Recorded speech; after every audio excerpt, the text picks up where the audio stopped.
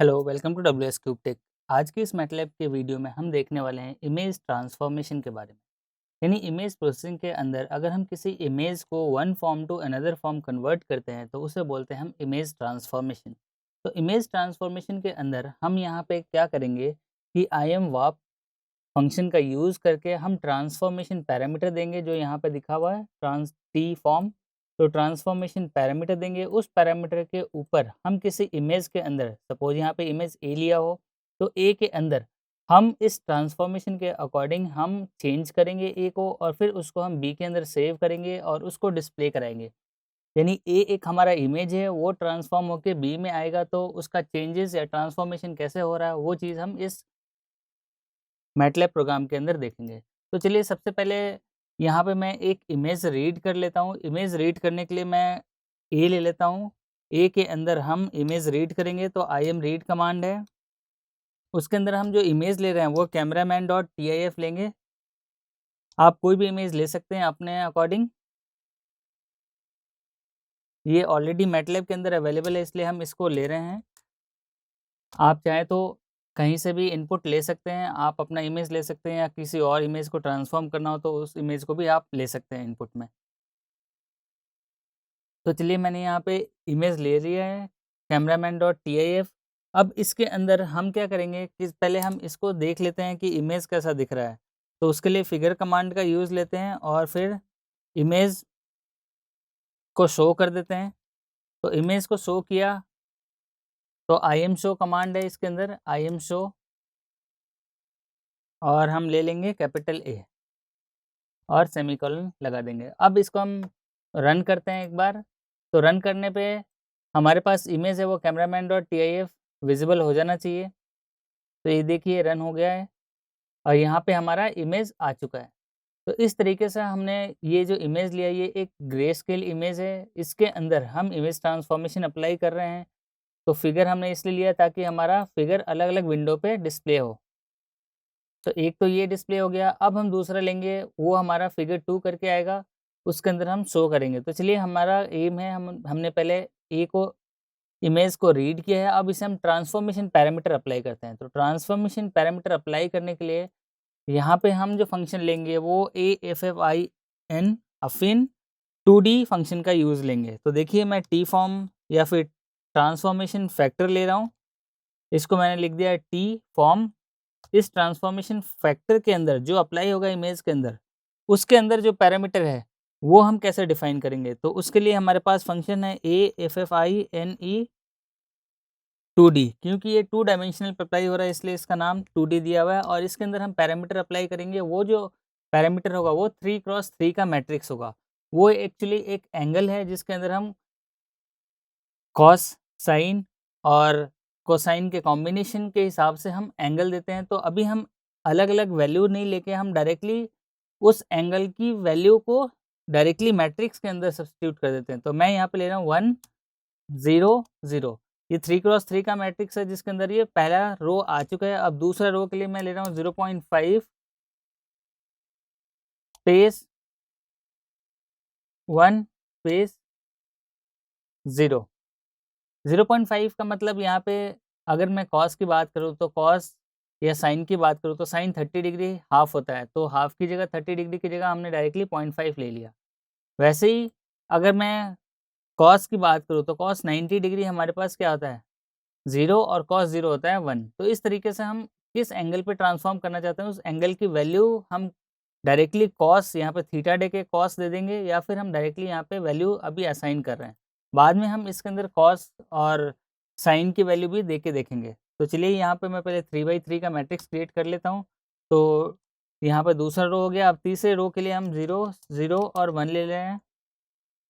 ये हो गई है 3x3 की मैट्रिक्स जनरेट और इसको हम ट्रांसफॉर्मेशन फैक्टर में ले रहे हैं।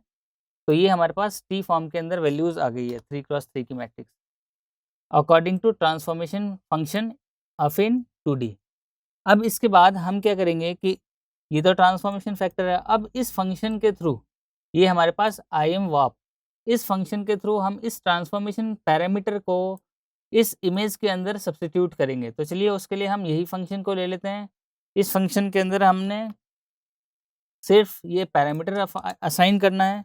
तो पैरामीटर भी क्या है हमारे पास IMWrap के अंदर, ए जो हमने ऑलरेडी इमेज रीड कर रखा है, टी फॉर्म ट्रांसफॉर्मेशन पैरामीटर जो हम ऑलरेडी डिफाइन कर चुके हैं 3x3 का मैट्रिक्स।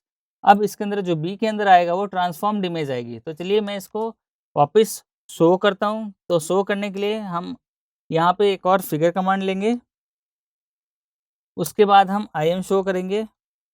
अब जो इमेज शो करेंगे वो ट्रांसफॉर्म्ड इमेज होगी। तो ट्रांसफॉर्म इमेज है वो जो है हमारे पास बी है, तो IM शो हमने बी कर दिया। अब इसको रन करते हैं। तो यहाँ पे देखिए ट्रांसफॉर्मेशन के बाद ये था हमारा फिगर 1 और ये था हमारा फिगर 2।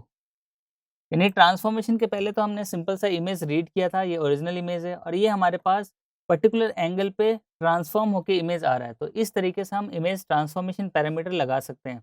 अभी हमने अलग अलग वैल्यूज़ लिए हैं, तो उस अलग अलग वैल्यूज़ के हिसाब से एक्स और वाई डायरेक्शन में चेंज आया है। तो हम इसके अंदर हम कॉस थीटा की वैल्यू लेते हैं और फिर उसको चेंज करते हैं कि आपका इमेज कैसा दिखेगा। तो इसी के अंदर कॉस ट्रांसफॉर्मेशन के अंदर ही हम क्या कर रहे हैं कि एक थीटा की वैल्यू ले लेंगे, तो वो हम नीचे ले रहे हैं। तो यहाँ पे जो इमेज थी वो एज इट इज़ रहेगी। उसके बाद हम दूसरे सेक्शन में हम क्या करेंगे कि कोडिंग लिखेंगे। तो इमेज ट्रांसफॉर्म की जगह हम टी फॉर्म 1 ले लेते हैं, क्योंकि ट्रांसफॉर्मेशन पैरामीटर हम दूसरा ले रहे हैं।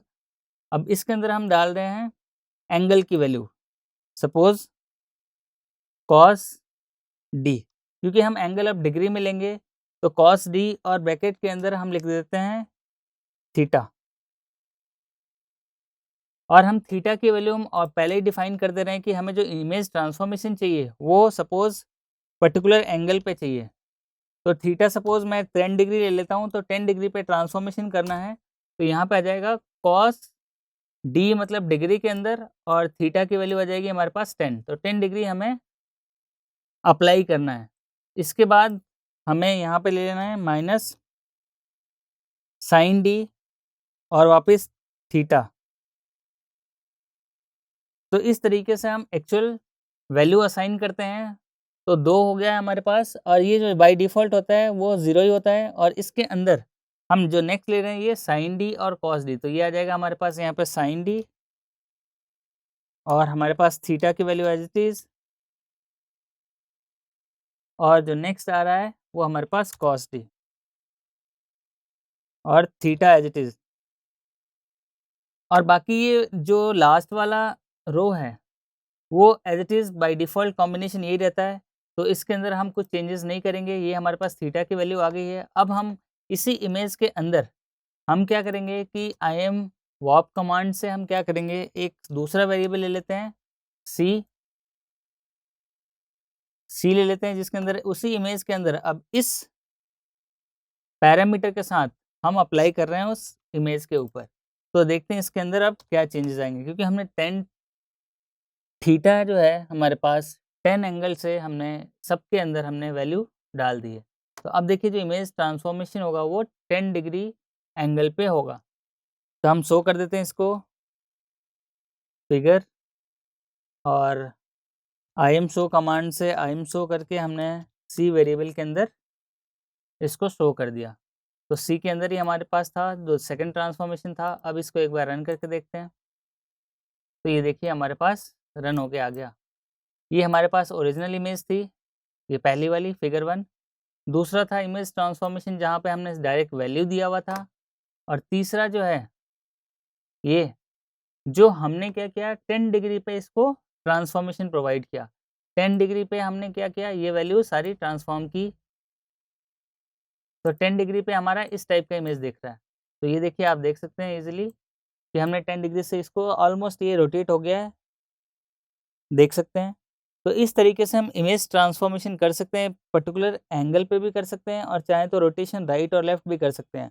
अगर इसी के अंदर हम कुछ चेंजेस करें, सपोज इन सबको क्लोज कर देता हूँ, और इसके अंदर अगर मैं चेंज करता हूँ, चेंज क्या करना है, चेंज हमें सिर्फ ये करना है कि अगर यहाँ पे कॉस साइन थीटा नेगेटिव था, अगर मैं साइन थीटा नेगेटिव की जगह पॉजिटिव लेता हूँ और फिर चेंज रन करता हूँ इसको, तो फिर क्या होगा, हमारे पास जो एंगल था यहाँ पे देखिए जस्ट राइट एंगल मूव हो गया।